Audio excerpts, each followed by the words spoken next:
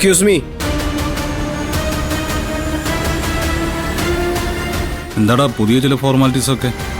ഇതൊന്നും പതിവില്ലല്ലോ. ചില ഫോർമാലിറ്റീസ് നമുക്കിടയിലും വേണമെന്ന് അങ്ങ് തോന്നി.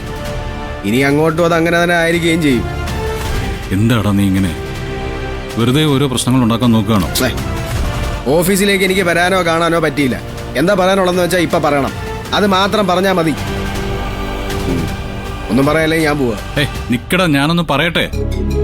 നാളെ നിധിയുടെ ബർത്ത്ഡേ ആണ്. നമ്മുടെ ഇവിടുത്തെ പാർട്ടി ഹാളിൽ വെച്ച് നിധിക്ക് വേണ്ടിയിട്ട് ഞാനൊരു പാർട്ടി അറേഞ്ച് ചെയ്തിട്ടുണ്ട്. അതില് നീയും പങ്കെടുക്കണം.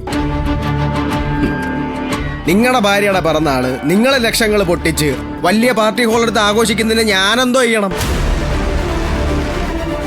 അതിപ്പോ എന്തായാലും എന്നെ അറിയിക്കേണ്ട ആവശ്യമൊന്നുമില്ല. അതൊക്കെ നിങ്ങളുടെ പേഴ്സണൽ കാര്യങ്ങളാ. എന്തോ ഒഫീഷ്യൽ മാറ്റർ ആണെന്ന് കരുതിയാ ഞാൻ കാണാൻ വന്നത് തന്നെ. എടാ, നാളെ ആഘോഷിക്കാൻ പോകുന്നത് നിധിയുടെ പിറന്നാളാ. അവിടെ നിന്റെ ഏട്ടത്തിയല്ലേ? ഏട്ടത്തിയ? ഏതേട്ടത്തി? അതൊക്കെ പണ്ട്. ശിവാനിയെ വീണ്ടും തിരിച്ച് ഈശ്വരമംഗലത്തേക്ക് കൊണ്ടുവരാൻ നിങ്ങൾ എപ്പ തീരുമാനം എടുത്തോ അപ്പ ആ ബന്ധം മുറിഞ്ഞു. ഐശ്വര്യ എന്ന് പറഞ്ഞ ഒരുത്തി ഇറങ്ങിയിട്ട് നിങ്ങൾ എന്റെ ദൗർബല്യത്തെ ചൂഷണം ചെയ്യാൻ നോക്കിയ ആ സ്ഥലത്ത് നിങ്ങളുമായിട്ടുള്ള സകല ബന്ധങ്ങളും അവസാനിപ്പിച്ച് കഴിഞ്ഞതാണ് ഞാൻ. പറഞ്ഞില്ലേ, നിങ്ങൾ ബർത്ത്ഡേ ആഘോഷിക്കുകയോ കേക്ക് മുറിക്കുകയോ അവിടെ ആഘോഷിച്ച് തിമിർക്കുകയോ എന്തു വേണോ ചെയ്തോ. അതിലേക്കൊന്നും എന്നെ വിളിക്കേണ്ട ആവശ്യമൊന്നുമില്ല. എടാ പോവല്ലേ, ഞാൻ പറയുന്ന ഒന്ന് കേക്ക്. എടാ, ഇത് നമ്മുടെ ഫാമിലി ഫംഗ്ഷനാ. പഴയതൊക്കെ നീ അങ്ങ് മറന്നുകളാ. എന്നിട്ട് നമുക്ക് ഒന്നായിട്ട് ഒരുമയോടെ മുന്നോട്ട് പോവാം.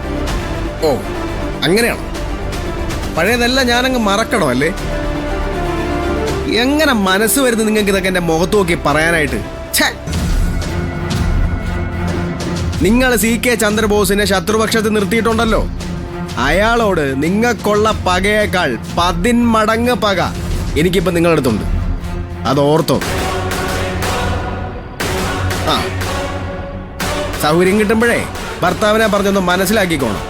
ഇനി ഒഫീഷ്യൽ കാര്യങ്ങളല്ലാതെ ഒന്നും എഴുന്നള്ളിച്ചോണ്ട് എന്റെ മുന്നിലേക്ക് വന്നു വരുന്നെന്ന് കേട്ടല്ലോ.